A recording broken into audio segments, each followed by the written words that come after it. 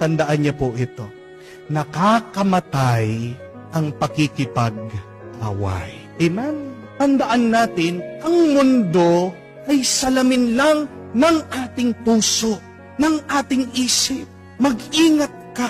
Pag nagkaroon ka ng galit sa iyong isip at puso, baka pag inumpisaan mo ang away na yan, paano matatapos? Matatapos yan sa sakit, sa hapdi, at kamatayan. Tandaan niyo po ito.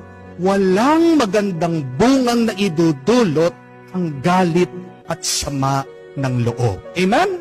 Pero po ba sa inyo, sagutin niyo po ako, pag galit, yumayaman. Sabihin niyo lang po sa akin, ha? Kung dahil sa galit nakakayaman, araw-araw po ako magagalit. Wala pong taong yumayaman at umaangat sa buhay, umaasenso dahil galit na galit. Dahil meron siya